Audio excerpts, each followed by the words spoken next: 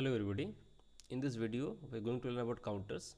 So counters are basically divided into two broad categories. One is asynchronous type, one is synchronous type. So here in this video, we are going to discuss about asynchronous type. So asynchronous type is also called as ripple counter. Okay, asynchronous type counter or ripple counter, right? So here I have taken an example of mod 4 or modulus 4 ripple counter. So mod 4 means it will count up to 4 state. So you can start with 0, it will go up to 3. Okay. So how to know how many flip-flops we need to design this mod 4 counter? Okay, so for that I have used this formula. You can see 2 to the power small n is equals to capital N. So this capital N represents this 4, the modulus value given to you, right? So if I put 4 over here, then what should be the power of this 2 to get this value 4? So n should be 2. So I have written over here 2 to the power 2 is equals to 4. So this 2 represents now the number of flip-flop to be used to get the mod 4.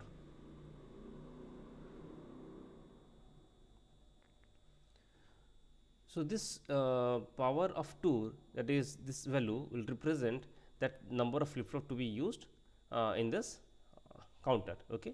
So written over here, the number of flip-flop to be used is 2. Now number of states the counter count is 4, as I just told you. So 4 states it will count, that is starting from 0 till 3. So this has to be represented in terms of state diagram. So I have shown you a state diagram over here where I have taken 0 0 0 1 1 0 1 1 and the flow I have shown you. Okay.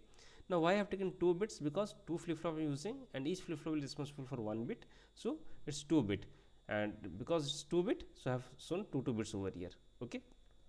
Now coming to the circuit diagram, how to design it? As I told you, I have to take 2 flip-flops. So I have taken JK flip-flop. Now choice is yours, you can take other flip-flop also, but I feel comfortable with JK flip-flop, so I have taken JK flip-flop over here.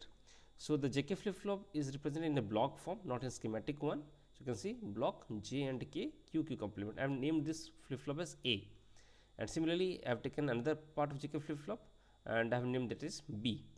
Clock which I had given is negative clock. So you can see over here I am just designing, if this structure is like this, is a positive clock, but if I use a bubble over here, it's a negative clock. What does negative clock mean?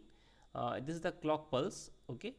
So when this is 0, this is 1. When the clocks move from 0 to 1, this is called positive clock. When it moves from 1 to 0, it's called negative clock. So I'm focusing on this part, 1 to 0 negative clock. So I have to give a negative clock. Okay, and this clock is connected to the first one. Now in this asynchronous type, the clock will be given only to the first flip-flop, and the next flip-flop will get the clock which is the output of the first flip-flop. So you can see the output of the first flip-flop is working as a clock to the second one. Okay, and if the case may be third flip-flop is coming, so the output of this will go to the third as a clock. Okay, if as the case may be, right? Here we are having 2 flip-flop only. Now to the input of J and K, I have given plus 5 volt, which is logic 1 basically. So you can see directly I have given to this and this at a single point of time, right? I have taken out the output from here QA and output from here QB. Now what I will do, I will just give clock. The moment I give clock, as I told you in the flip-flop also, if you don't know, you can refer my earlier videos for flip-flop. So when clock is 1, then only these inputs will go into the circuit and it will change the output. If clock is 0, it won't go. Okay, so here I have given negative clock. So when the clock is coming down from 1 to 0, the input will go and accordingly the output will change. Okay, so that I have represented in form of timing diagram over here, right? So you can see over here I have taken clock. Okay, so the number of clock pulses should be more than 4 because you want to show 4 state. After that repeat will be there, because you can see in the state diagram 0 1 2 3 again 4 again 0, I mean to say 4 state again 0.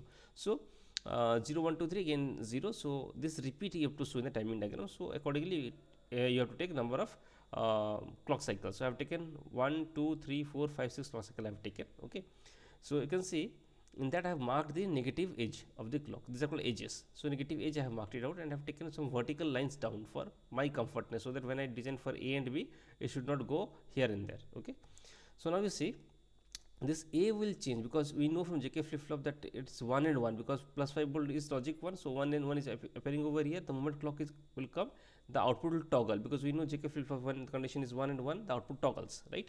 So here you see when the negative edge is coming, the A will toggle from 0 to 1 and it will remain in the state of 1 until next negative edge of clock is coming. So again negative edge means 1 is constant over here, you can see in the circuit diagram. So it will happen again, it will toggle from 1 to 0 and the process continues. Okay, so I got the A waveform.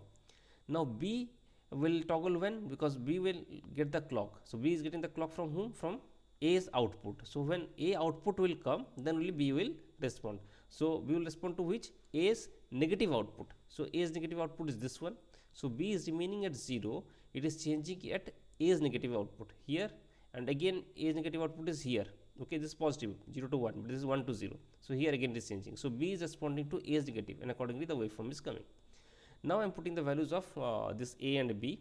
0 0 0 1 1 0 1 1. You can see the waveform. Accordingly I am putting the values.